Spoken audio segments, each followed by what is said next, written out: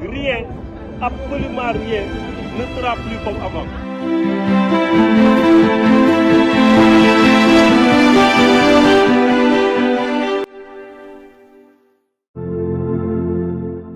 On a l'impression qu'il y avait une milice qu'on nous avait cachée à l'Assemblée nationale pour cibler des députés et les attaquer. Mais nous avons résisté. Regardez Omar Sarr, regardez sa veste, regardez ma veste complètement déchirée. Mais nous vous le disons ici, nous allons continuer le combat. Mais comme vous le savez, ça ne nous fait pas peur. Nous nous sommes battus plusieurs fois pour réclamer la démocratie. Nous continuerons. 24 ans après, on fait du forcing dans notre pays.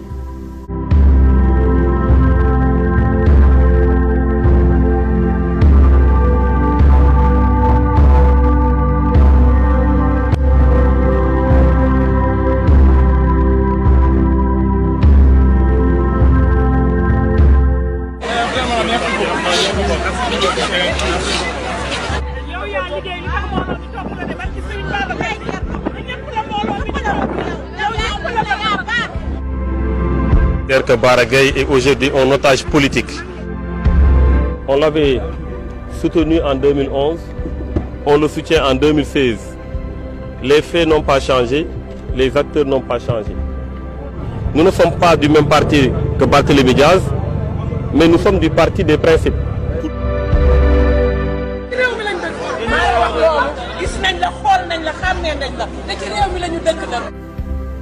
gis ngeen ne Ousmane Sonko dañ ko radié ñu ngi koy ñaawlu jaay doole la abus de pouvoir. Nous demandons la libération de Khalifa Sall.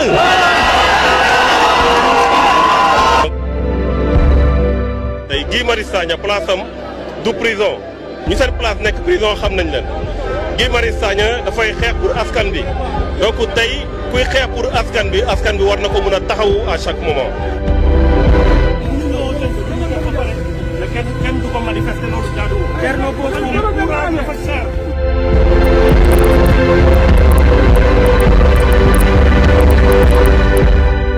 En direct l'arrestation de Thierno Bocoum, ancien député à l'Assemblée nationale,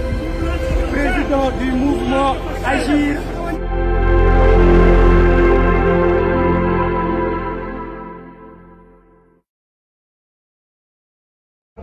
Rien, absolument rien, ne sera plus comme avant.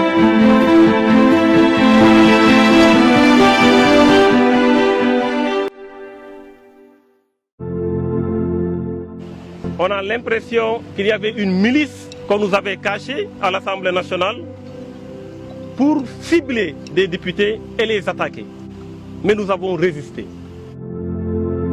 Regardez Omar Sarr, regardez sa veste, regardez ma veste complètement déchirée. Mais nous vous le disons ici, nous allons continuer le combat. Mais comme vous le savez, ça ne nous fait pas peur. Nous nous sommes battus plusieurs fois pour réclamer la démocratie. Nous continuerons. 24 ans après, on fait du forcing dans notre pays.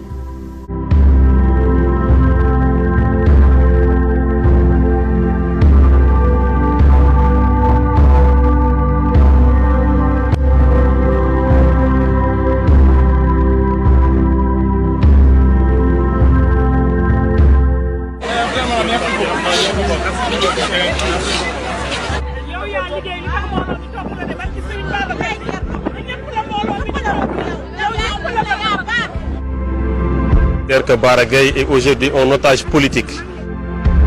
On l'avait soutenu en 2011, on le soutient en 2016. Les faits n'ont pas changé, les acteurs n'ont pas changé. Nous ne sommes pas du même parti que Barthélémy Diaz, mais nous sommes du parti des principes.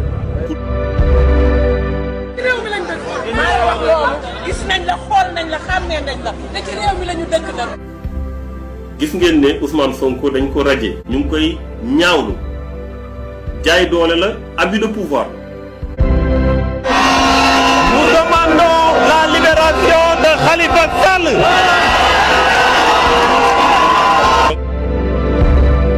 tey Guy Marius Sagna place am du prison ñu seen place nekk prison xam nañ leen Guy Marius Sagna dafay xeex pour askan bi donc tey kuy xeex pour askan bi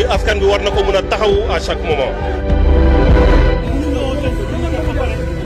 kenn du ko manifester loolu jaaduwul. Thierno Bocoum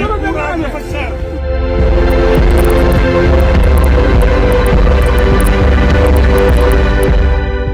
En direct l'arrestation de Thierno Bocoum, ancien député à l'Assemblée nationale, président du mouvement Agir.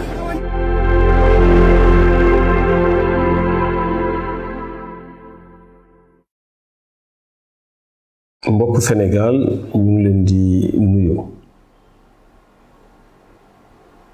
soo leen gisee temps yi yépp ñu ngi mettre l'accent ci tuuma yoo xamante ne teg nañ ko suñu der ba gis ngeen yàggul ki defoon tuuma yi wax na sénégalais yépp dégg ko mu présenté ay excuses am ne dafa juum te lu muy wax amu ci benn firnde waaye it daf ko dégg ci kenn koo xam ne dafa def live wax ko. nga wax loolu. nga ko jox 200 millions. waaw maa ko wax parce que dafa am ku live wax ko. ma waxaat ko du lu ma teg bët du ma yor ay firndeem te damay toog rusuma ci nëbbatuwuma ci du lu ma teg bët du lu ma yor ay firndeem parce que tamit damay ñàkk naa sama loxo bi. loolu dinañ fi ñëw parce que mbir mi dinañ ko topp ba mu jeex. mais jàngat la woon ndax ba ñuy def politique ba léegi musuñoo jug si ñu ñuy tuumal di jéem a gàkkal suñu der loolu nag jàpp nañ ne lu jaadu la ndax nit su mënul la génnal vaar yaa waxoon lii démb tey yaa wax lii su la mënul joxañ ci sa liggéey sa taxaw askan bi fekkee woo bii rendez-vous wala xeexaloo askan bi su la mënul tegal ne la ba nga waree taxawal Sénégal taxawaloo Sénégal wala jël nga alalu Sénégal mënul lu dul sosal la su dee li ngay def arrangé wu ko su dee fi nga jëm arrangé wu ko donc loolu amuñu ci benn surprise te xam nañ ne am na du ñàkk yeneen ak yeneen yu ñuy xaar dañ bëggoon rekk taxaw ci bii pour leeral lu bari leeral ñaar benn bi moo jëm ci accusation nit day jékki-jékki accuser la loo xam ne yëgoo tinoo fekkee woo xamoo surprise bu ci ñëpp di am moom nga ci am wax ko ci waxin bu diis te fekk dara amu ci te accusation dafa diis parce que nag sooy xool tey ñu bari ñu ngi leen di attaquer physiquement waaye sooy xool ba xool waxal nit lu mu deful doon na lu gën a diis loolu yépp moo tax loi mu prévoir pour que loolu su amee ñu mën a fexe ba ki la def loolu yoon teg ko loxo moo tax si loolu dañ jàpp na ne ñun de ay jullit lañu ku ñu tooñ laaj ñu jéggal ko dañ lay jéggal ku ñu tooñagul sax dañ lay jéggal ndax ñaanuñu yàlla di garder dara ci suñu xol ñaan ñu yàlla tëdd benn guddi di am lu ñuy tëddaale ci suñu xol ñaanuñu ko yàlla donc ku ñuy tooñ ak ku ñuy waaj a tooñ baal nañ ko personnellement amul ku ma jàppal ci àdduna dara waaye ay préjudice mun a doon ay préjudice politique mun a doon ay préjudice yu jëm ci famille loolu nag soo ko tegee nit day jaadu mu ne la loolu nañ ko leeral ba mu leer ndax personnellement du ma jàppal kenn dara waaye nag war nga mën a leeral su dee da ngay gàkkal yoonu politique gu nit wala da ngay gàkkal deram ci njabootam moo tax ñu du laajte woon ñu def une déclaration publique weddi loolu te loolu gis nañ ko ci mbir mi su amul woon it dinañ dem fu mbaxana doone benn waaye taxul ñu taxaw ndax wax na ne loolu mu wax daf ko dégg ci kenn ku ma laayival wax ma ko effectivement ba ñu defee gëstu yi live boobu déglu nañ ko live boobu wax nit kooku wax na def na accusation yu leer nañ mu ngi ko def jour bi nga xamante ne def naa sama déclaration si li jëm si coalition yi donc loolu di ngeen ko déglu léegi lan la si wax dinaa leen wax aussi yan décision lu ñu jël si loolu mais leneen li ma siy teg wax ko jeunesse sénégalaise mooy culture démocratique il faut que ñu xam ne nangul na nit mu def ay dénonciation d'accorduma ak yow tekki woo dara tojoo fenn même xas sax démocratie nangu na ko donte du lu ñu sopp du lu ñu rafetlu waaye ku ne am na droit wax lu la metti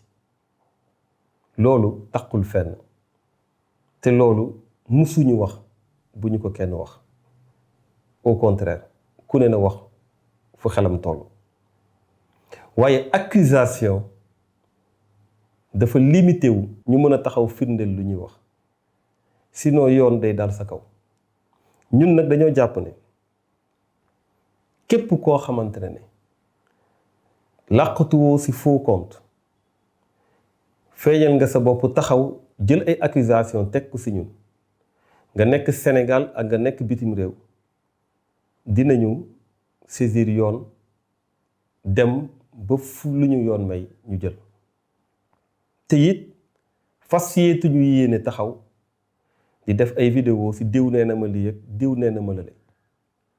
ndax Sénégal préoccupation yi dafa bëri yitte askan bi dafa bëri loolu mooy ce qu'on appelle le principal donc du ñu taxawati di wax ci sénégalais yi diw wax na li diw wax na li képp ku ko def rek dinañu wax suñuy avocat ñu am taxawaay bu ci mat pour que loolu nga layoo ko ci kanamu yoon moo tax ba ñu xamee ne Fatoumata deful lu dul jottali loo xam ne am na ku ko wax te kooku it wax dëgg yàlla waxam ji daa leer nañ nee na su ma ko weddee dina wax kan la dina wax naka la et tout moo tax it moom it dinañ ko jox possibilité loolu mu leeral ko mais balaa mooy ñëwaat ci loolu dama leen di bàyyi ngeen déglu li mu wax exactement ci mbirum accusation yooyu mu teg sama der. ku ñëw la veille des élections présidentielles de 2019 ñëwoo fi Paris mën ngaa waat na tegoo si tànk Paris lan moo la fi indiwoon lu la fi indiwoon xam nga loolu lay bi nga ñëw Paris ngénte nga fi ñëw nga wax ngénte xaw ma ku doon ngénte nga ñëw fi tudd doom loolu nga lay loolu indiwu la fi li la fi indi mooy xaalis bu la ku jege Macky Sall doon jox te xam naa tur bi xam naa somme bi mu la jox 200 millions la jox Paris la ko joxe joxewula ko Sénégal yow Thierno Bocoum weddi ko génn nga weddi ko moo wax la ki la ko jox ban jour la ko jox Paris fan la ko joxee yëpp wax ko weddi ko 200 millions lañ jox Thierno Bocoum à Paris ak yeneen yu ma xam yoo xam ne du ma ko wax. dégg ngeen ko donc mu ne su ma weddee moom pare na pour wax kan moo ma jox ak et cetera jël nañu décision porté ko plainte fii ci Sénégal jël nañu décision porté ko ci fi mu nekk xam nañ turam xam nañ fan la nekk ñu ngi wax ak ay avocat yu nekk foofu bërëb boobu am suñuy avocat yu nekk fii pare nañu pour porté ko plainte fii ci Sénégal ci mbirum accusation boobu waaye it yemul ci boobu dafa def bu gën a garaaw bu ma jàpp ne mooy accusation bu gën a ignoble man nag damay def politique te waxuma kenn mu yërëm ma waxuma kenn mu bañ a def dara contre man parce que damaa xam ci lan laa nekk pare nañu pour lépp ci anam bu ne ci fànn bu ne pare nañu yàgg na dugguñu ci politique noonu comme des enfants de cœur waaye nag dañoo am famille dañoo am njaboot su demee ba wax ay accusation jëmale ko ci sama doom du man rek lay waxal na ak ay parents wax na ak ay rakkam wax na ak sama famille lu mu yaatu wax na samay ànd jàmm wax na ak sénégalais yu bari yoo xamante ne jàppale nañ ma bu baax ci moment yooyu mu doon moment yu jafe-jafe donc loolu tamit damay bàyyi ngeen déglu lan la si wax ma soog a ñëw wax ban décision lañ si jël. musuma am xel ñaar ña Thierno Bocoum amee na ni fit tey laay soog a xam ne Thierno Bocoum fu ngeen ko natt ci fit weesu na ko lu mu sëñ te def ci àdduna amut ci wàllu politique tey laa koy soog a xam. amoon naa ci sikki sàkk ci benn jamono boo xam ne dafa am lu xew ci kër Thierno Bocoum bi mu amee ñu bari woo ko di ko baalu ak di ko jaal ci doomam bu ndaw buñ ne dafa rëcc dugg ci biir foosu kër Thierno Bocoum dee xaw ma ndax yéen a ngi koy fàttaliku doomam bu dee woon ñu ne dafa dugg ci foos ñu bari di ko jaale kërëb di wax mosuma cee wax waaye doomam jooj ñu ne dafa dugg ci foos bi dee ñu jaale ko suul ku nekk baaj kërëb la ca nekk lépp waxuñu ko mosuma cee wax nag waaye tey sax duma ki taxaw di wax dama ko jàllale rek loolu ba mu amee ba léegi dama amoon xel mu tey ci moom mosuma wax ci Thierno Bocoum mosuma wax ci moom loolu ba mu amee la ma ca xalaat ak la ma ca xam waxuma ko ndax réew mi moom boo xasee ba dee daanaka wax ci yow day jafe ndax yéen ñi may déglu bëgg niñ Sénégalais yi bëgguñu koy wax ci ku dee waaye bari na fi ñu fi dee ñoo xam ne tey ji yàlla reyu leen ay nit ñoo leen rey ma wax leen lu leer buñ tey ji bu ñu amoon ay cabinet privé de médecine légale médecin légiste yu yu indépendant ñu def ay autopsie ci ñu dee réew mi tàkk na bu yàgg parce que bari na fi ñu suul ñoo xam ne ñii biñ leen suul deewuñu ñii dañ leen a rey ay homicide moo xam ci xale moo xam ci ndaw nag tudduma turu kenn ma jàll ci loolu ndax réew mi dafa am ay féticheurs ñoo yor réew mi yàgg naa leen ko wax ñi yor réew mi yoruñu ko ci xam-xam yoruñu ko ci bëgg ci réew mi yoruñu ko ci technique yoruñu ko ci science yoruñu ko ci baatin ci fétiche lañ ko yoree te fétiche yooyu dafa am lu mu leen di laaj léeg-léeg ñuy def ay sacrifice te sacrifice bi ci gën a jege mooy bi la jege bokk na jinne yi ñuy liggéeyal sacrifice yi ay seeni doom lañu bëgg ak seeni deret di jël seeni bakkan ngir mën leen jox pouvoir ak ñu siiw ak taxaw. dégg ngeen donc wax ji mu wax ju ñaaw ji mu wax jël nañu décision tamit si bii ñu porte ko plainte fii si Sénégal porte ko plainte tamit si foofu mu nekk ba mu xam ne lii mu jël teg ko wax ñu ko dinañ si dem jusqu'au bout dinañ si dem ba fu mu ko foogeewul woon fi may jeexalee mooy di wax jeunesse sénégalaise surtout ñoo xamante ne ñu ngi si réseaux sociaux yi suba ak ngoon guddi ak bëccëg di tuumal ay nit di gàkkal deru nit di jël lu ñaaw di ko teg ci kaw nit yéene nañ leen leneen yéene nañ leen ku ci jàng nga góorgóorlu ci sa jàng ku ci am lijaasa nga góorgóorlu ci liggéey suñ la ko joxul it te état bii gis nañ ne joxul kenn leader daanaka liggéey daanaka nga xool nooy góorgóorloo ndax say morom ñu ngi góorgóorlu di wax jeunesse boobu ne leen Sénégal dafa yaakaar ci ñoom xaaruñu leen ci ay saaga xaaruñu leen ci wax lu ñaaw xaaruñu leen ci ay sosal ay nit ñun suñu taxawaay pour Sénégal amul dara ni kenn ku ko mën a changer jàpp nañ ne li ñu war tey mooy liggéey ba nga xam ne 2024 bii muy consacré fin wu mandat bu président Macky Sall muy dernier mandat am ñu fexe ba après 2024 mu bañ a méngoo ak avant 2024 Sénégal dafa war a changer munul bañ a changer loolu rek mooy enjeu bi du leneen du séddoo du nekk ensemble pour defaat la même chose mais changement total par rapport ak nu mu doon doxee ba sénégalais yi mën a gis seen bopp seen réew loolu rek mooy enjeu leneen du enjeu taxawaay boobu nag dafa laaj ñu am un regard critique d'abord si ñun parce que ay acteurs politiques lañu waaye aussi am ko ci képp koo xam ne yaa ngi ci langum politique bi mu doon opposition mu doon pouvoir amul kenn koo xamante ne mën nga am influence ci réew mi ñu muy doxee te duñu am regard critique ci li ngay def te suñ ci waree wax ñu wax ko ba mu leer nañ donc suñu taxawaay tey mooy taxawaayu ci wetu askan bi fexe ba lu ñu mbëbët yu ñu am ba ñu duggee ci politique ba léegi situation yi lu mu xumb ñu bañ a fàtte mbëbët yooyu ñu am les yeux rivés sur mbëbët yooyu te mbëbët yooyu mooy intérêt sénégalais yi ñu nekk au-dessus des intérêts crypto personnels loolu laa ci bëggoon wax ci ay kàddu maa ngi leen di gërëm di leen sant jërëjëf. Rien, absolument rien ne sera plus comme avant.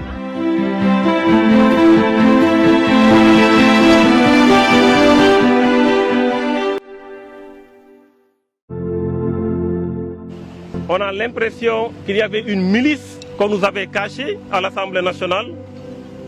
pour cibler des députés et les attaquer. Mais nous avons résisté. Regardez Omar Sarr, regardez sa veste, regardez ma veste complètement déchirée. Mais nous vous le disons ici, nous allons continuer le combat. Homogène, mais comme vous le savez, ça ne nous fait pas peur. Nous nous sommes battus plusieurs fois pour réclamer la démocratie, nous continuerons. 24 ans après, on fait du forcing dans notre pays.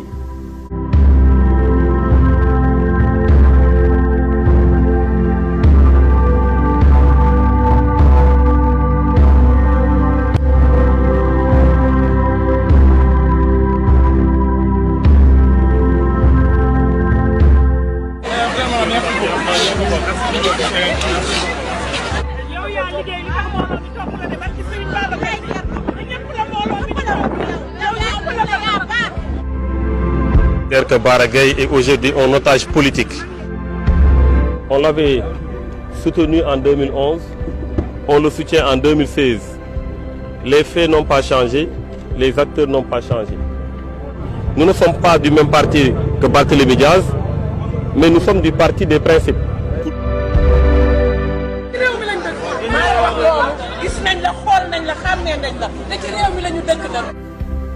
gis ngeen ne Ousmane Sonko dañ ko radié ñu ngi koy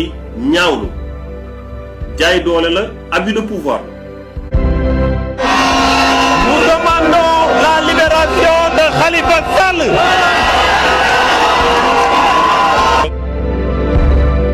tey Guy Marius Sagna place am du prison ñu seen place nekk prison xam nañ leen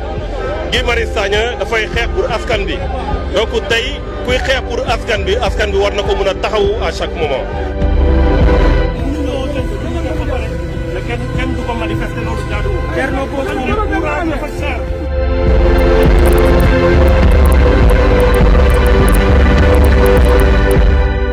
En direct l'arrestation de Thierno Bocoum, ancien député à l'Assemblée nationale, président du mouvement Agir